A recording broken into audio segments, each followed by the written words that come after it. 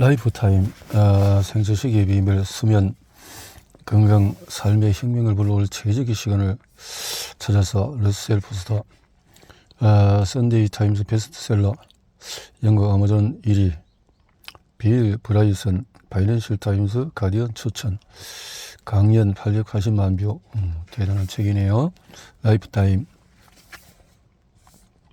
러셀 포스터, 영국 신경과학자, 일찍의 리듬 연구의 국제적인 권위자로 옥스퍼드 대학교 줄스 또 수면 일찍의 신경과학 연구소와 너필드 안과학 연구 교수이자 소장이다. 브리스톨 대학교 동물학 박사학위를 받았고 버지니아 대학교에서 국립과학재단 생물리듬 센터 조교수로 생체 시계를 연구했다.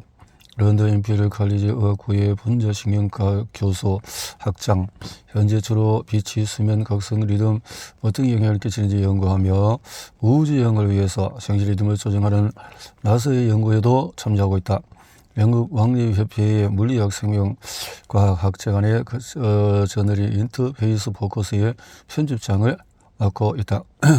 왕립 생활학회 연극의학회 회원으로 선출되었고 과학에 공헌한 바를 인정받아서 대형 제국 훈장을 받았다. 막대세포와 원뿔세포와는 다른 제3의 광수용체인 그 발견한 공로로 혼화상, 코건상, 공조로 삶의 리듬, BBC, 우리는 왜 잠을 잘까? 조회수 880만 회를 넘기며 큰 인기를 끌고 있다. 엉긴이 김성은 경희대 치과대학.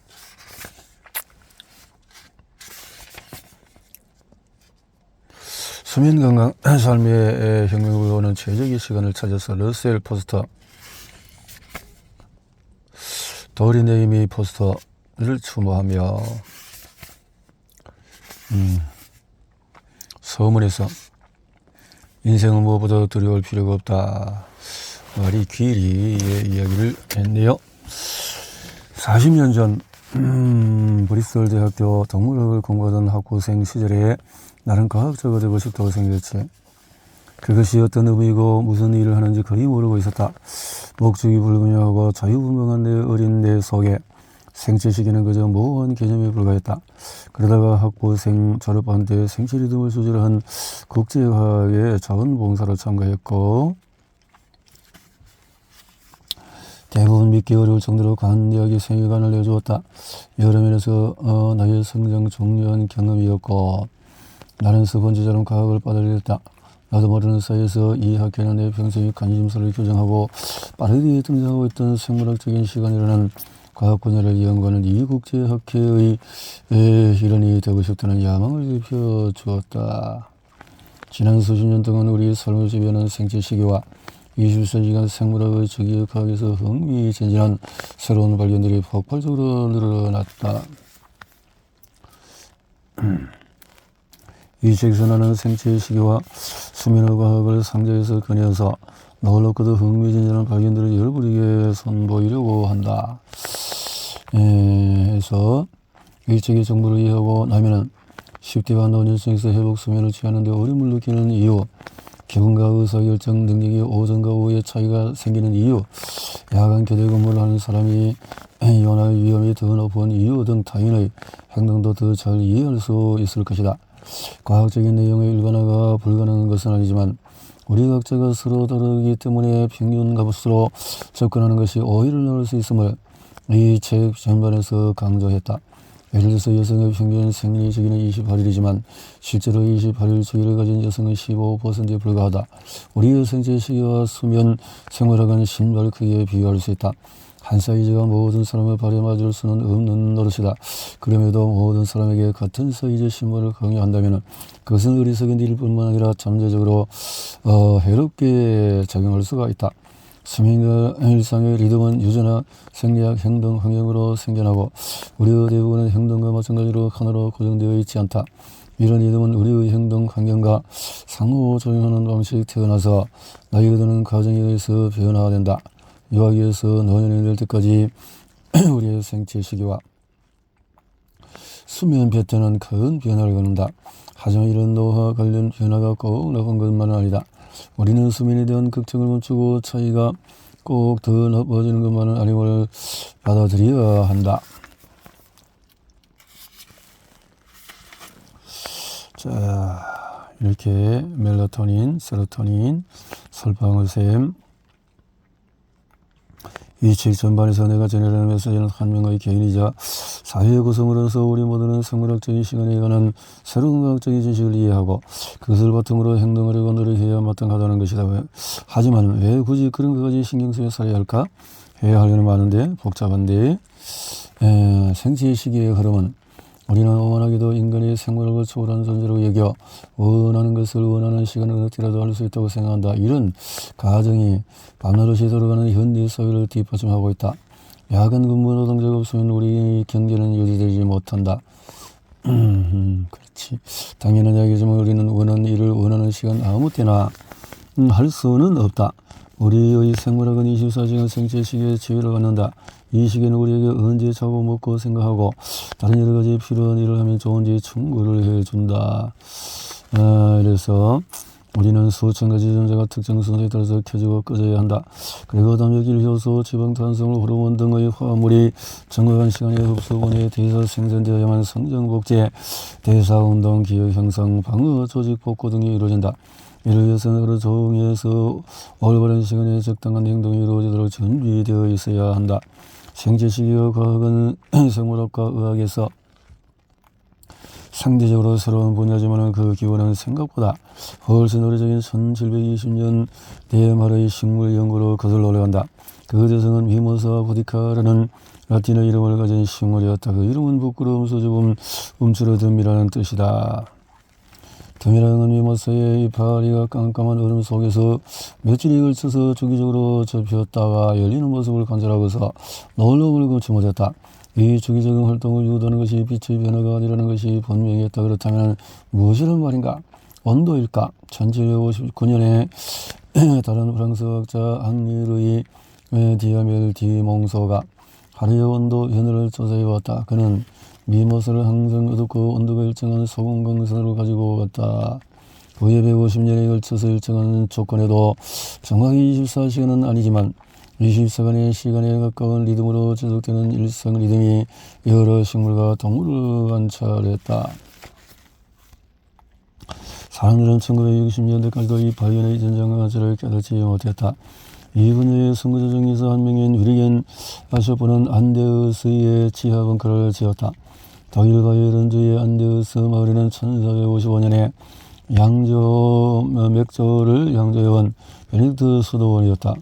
대학생들을 맥조에 있는 때 외에는 어두운 조명만 켜진 지하 벙커에서 생활하기 위해서 1920년대에서 일관된 조건에서 정확히 24시간 아니지만은 24시간에 가까운 주기로 지속되는 일주일 리듬이 존재했다는 것이 사론길에서 많은 동식물에 확인이 되어졌다. 이렇게 내 인생이라는 것을 모든 사람이 인정하게 됐는데 모든 과학 분야에 마찬가지로 독재정권 아래서 살지 않고서는 완벽한 의견을 지닐 결코 있을 수 없다. 하지만은 반대 의견이 있다는 것은 좋은 일이다. 반대 의견에 부딪힐 때 과학자의 더 나은 실험을 통해서 가설을 입증할 훨씬 더 강력한 증거를 내놓아야겠다는 의욕에 불타게 된다.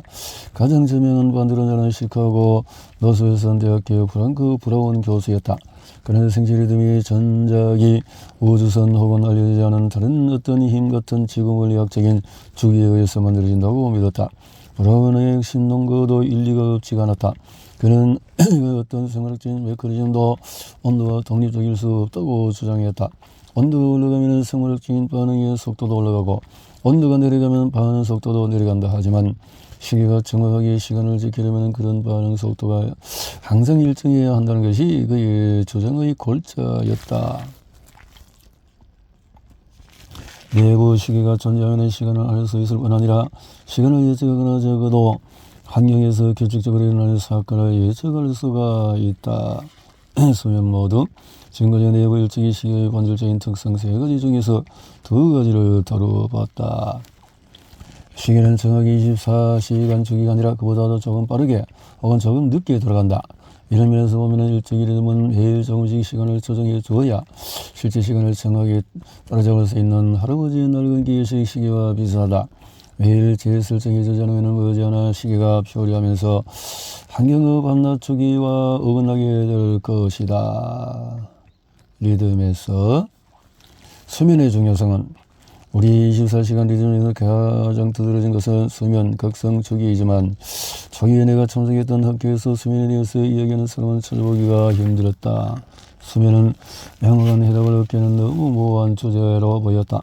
잠은 정신, 의식, 꿈 같은 추상적인 철학 개념과도 관련되어 있었고 이해하기 어려운 주제였다. 잠이라는 것이 수면은 주로 뇌파도를 통해서 연구되었고 지금도 마찬가지이다. 역설 수면, 렘 수면 중에서 모가리로 마비를 경험하지만 눈은 높고 아래서 좌우로 급속히 움직인다. 그래서 급속 안구 운동 수면이라는 이름을 붙인다. 이 비렘 수면과 렘 수면 주기는 70에서 90분마다 일어나고 하룻밤에 보통 4-5번의 주기를 거친 후에 렘 수면 상태에서 자연스럽게 깨어나게 된다. 햄버드 동물에서의 실험이 있고 약 15년 후인 1953년에 너세니얼 클레이트먼과 또 다른 학생 요진 아세린스키는 렘 수면을 발견해서 그 이름을 붙여주고 렘 수면 중에서 우리는 가장 생생하고 복잡한 꿈을 꾼다고 주장했다. 개를 키우는 사람이라면 개가 자는 동안에 낑낑거리거나 으르렁거리면서 토끼라도 쫓듯이 달리는 동작을 하는 모습을 본 적이 있을 것이다. 이런 행동을 보고 개와 다른 많은 포유류도 렘 수면 중에 꿈을 꾼다고 주장하는 사람들이 있다. 개를 키우지 않은 사람이라면 렘 수면에 들어간 배우자를 지켜보면 한다. 정말 재미있을 것이다. 물론 자다 서서 깨서 자기를 지켜보는 당신을 보면 적잖이 당황하겠지만 일찍이 리듬 연구자와 수면 연구자들이 진지하게 대화를 하고 같은 학회에 참석이 시작한 것은 겨우 지난 20년 그 중에서도 특히 지난 10년 동안의 일이다. 사실 요즘의 학회는 양적 과학자 집단을 모두 끌어들일 수 있게 구성되어 있고 요즘에 나도 스스로를 일찍이 리듬 연구자이자 수면 연구자라고 여기고 있다. 내가 어쩌다가 수면 연구에 발을 들이게 되었을까 결정적인 순간이 있었던 나를 정말 짜증나게 했던 짧은 대화가 그 발단이었다. 내가 전에 일하던 곳에서 신경과 의사 및 정신과 의사들과 같은 건물에서 시간을 많이 보냈다. 많은 시력 때문에 불면증이 생긴다는 그의 설명이 터무니없다고 생각했기에 또 다른 정신과 의사와 팀을 꾸려서 조현병 진단을 받은 사람 20명을 상으로 수면 패턴을 연구해 보았다. 그와 같은 연령의 실직자들과 수면 상태를 비교해 보았다. 조현병 환자들은 서파 수면이 거의 혹은 아예 없었고 렘 수면은 비정상적이었다. 나는 그들의 수면이 이렇게 망가진 이유를 알고 싶었고 이것이 정신질환 그리고 이후로는 다른 질병 대상으로 수면을 연구하게 된 출발점이었다. 흥미롭게도 일주일 리듬에서 연구하는 내 여러 동료들도 지난 10년 동안에 다양한 동기로 수면 연구에 뛰어들었다. 어쩌면 나이가 들면서 지혜 혹은 용기가 생기기 때문일지도 모르겠다. 더 중요한 점은 내를 연구할 수 있는 여러 가지 막강한 기술로 무장한 새로운 세대의 신경과학자들이 수면 연구를 선택해서 현재 놀랍고도 새로운 정보를 쏟아내고 있다는 것이다. 근본적인 질문은 여전히 남아있지만 오늘 수면은 더 이상 내가 처음 연구를 시작했던 때처럼 블랙박스로 여겨지지 않는다. 우리는 자는 동안에 주간 활동으로 쌓인 위험한 녹수를 제거하고 대사경로를 재구축하고 비축된 에너지의 균형을 맞춘다. 수면이 부족하면 뇌 기능, 감정, 신체 건강 모두 급속도로 붕괴된다. 예를 들어서 수면이 정상적이지 못하면 심장, 이형, 당뇨병, 감염, 심지어 암에도 취약해진다. 간단히 말하자면 깨어있는 동안에 제대로 기능할 수 있는 능력을 규정하는 것은 수면이며 수면 부족과 수면의 일조기 리듬 교란은 전체적인 안정과 행복에 마땅한 막대한 영향을 미친다. 수면의 중요성을 보여주는 증거는 분명하지만 사회의 많은 부분에서 우리의 삶의 36% 정도를 차지하는 중요한 생물학적인 과정을 온전히 이해하지 못하고 있다. 대부분의 의대생은 5년의 수련 과정에서 수면에 대해 고작 한두 번의 강의를 듣는 것이 전부이고 거기서 다루는 정보 또한 이 책에서 이야기하려는 일찍이 리듬과 수면의 새로운 과학이 아니라 자는 동안의 뇌파도 활성에 관한 내용으로 국한되어 있다. 공공의 영역에서도 장애에 관해서 어설픈 사고방식이 많이 남아있다. 내가 이 책을 통해서 이루고 싶은 바람은 나의 가진 그 목표는 독자들에게 자신의 과학을 바탕으로 구체적인 정보와 지침을 제공해서 스스로 생각하고 결정할 수 있는 힘을 실어주는 것이다. 각각의 작은 하나의 핵심 주제를 고려하면서 그 주제와 관련된 과학을 정의한 다음에 우리의 건강과 안녕에 영향을 미치는 사안들을 다루고 있다. 부록일에서 수면일기를 작성해서 자신의 수면 각성 패턴을 관찰하는 방법에 대한 지침이 나와 있다. 부디 여러분이 이 책을 읽고 생시리즘이라는 신생과학에 연구를 얻어서 이 과학을 자신의 건강, 행복, 안녕에 적용하고 싶은 마음이 들었으면 좋겠다. 옥스퍼드에서 22년 내부의 하루 1장에서 생체식이란 뭔가? 나는 오늘 아침에 잠에서 깼을 때 내가 누구였는지 잘 알고 있어. 케럴. 싱커페이션 당김음은 서로 다른 다양한 리듬을 함께 연주해서 조화를 이루는 것을 의미하는 음악적인 용어이다. 이 과정은 우리의 생물학도 싱코페이션의 산물이라고 할 수 있다. 우리가 모든 것을 리듬을 타고 있고 신경계에서 생성되는 전기적인 자극, 심장의 박동, 분비선에서 호르몬 생산, 소화를 조절하는 근육의 수축 등 수많은 과정이 우리 몸에서 리듬을 따라서 일어나는 내인성 변화에 의해 발생한다. 이러한 리듬 중에서 우리가 사는 장소와 관련된 것이 있는데 모든 문명이 지적으로 직면한 가장 오래된 도전과제 중에서 하나는 우리의 고행 지구의 본성을 밝혀내는 일이었다. 우리 태양계의 행성들은 약 46억 년 전에 지금과 같은 분포 형태로 자리를 잡았다. 다른 행성들과 마찬가지로 지구 역시 중력에 의해서 서로를 끌어당겨서 뭉친 가스와 먼지로 만들어진 천체이다. 이렇게 해서 지구는 태양 주위를 도는 세 번째 행성이 되었다. 초기의 지구는 다른 물체들과 충돌이 잦아서 녹은 상태로 있었다.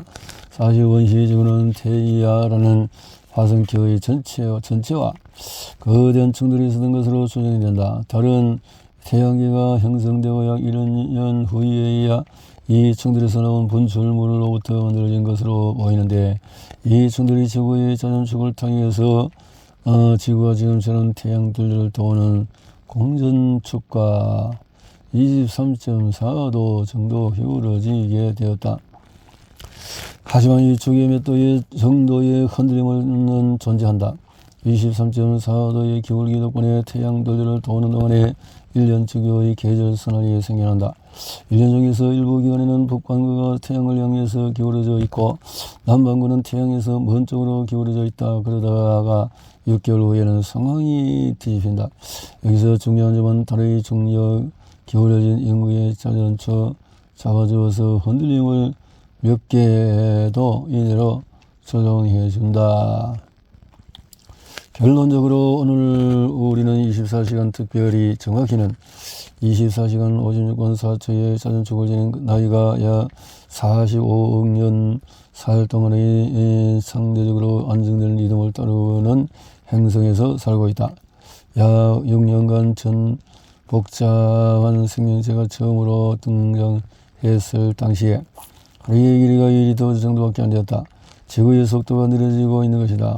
하지만 또 다른 이야기는 우리는 지구에서는 현재 태양을 돌리려서 36.5, 365.26 지구에 기울어진 자전축이 계절을 만들어내고 있다. 다른 지구주의 대략에서 보면은 멜라토닌 주기가 저 콜티솔 주기는 성장 호르몬은 테스토스테론 체온은 곱셈 정학도 이 생리학에서 24시간 주기를 나타내는 일변화의 사례를 여기서 볼 수가 있다. 밀물과 썰물이 만들어지는데 종합하면 이런 지구적인 물리학적인 움직임이 낮과 밤 계절 조석을 만들어야 한다. 많은 동물원의 대부분의 생명체는 하루 주기, 달러 주기, 1년 주기 등 환경 주기 적어도 하나는 모두를 예측할 수 있는 다양한 종류의 생체 시기를 진화시켰다. 생체 시기를 진화시켰다. 우리의 삶과 일상의 경험에서 리듬은 어디에나 존재하기 때문에 우리는 그것을 당연한 것으로 여긴다.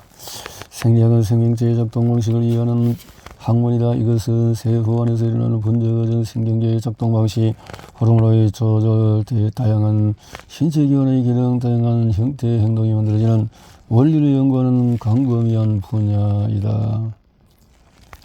수백 년 동안 뇌를 이해하는 데 있어서 가장 중요한 목표 중 하나는 뇌 어느 부분이 어떤 기능을 담당하는지 확인하는 것이었다.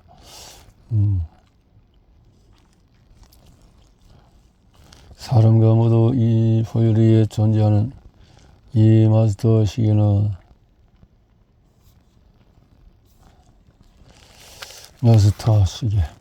실을 대상으로 1950년대와 60년대에 진행한 실험에서 여러 생식기관을 제거해서 20시간 리듬의 동일을 확인하려 했지만 일정한 조건에서나 24시간에 가까운 휴식활동 리듬을 유지했다. 그리고 뒤이어 지의 내에서 일부를 제거한 후에 휴식활동 패턴을 살펴보니 쥐에게 너무 가혹한 질이라는 생각이 든다면 이럴 때만 해도 뇌의 젤슬리술이 사람을 대상으로 일상적으로 시행되던 때였음을 기억하자.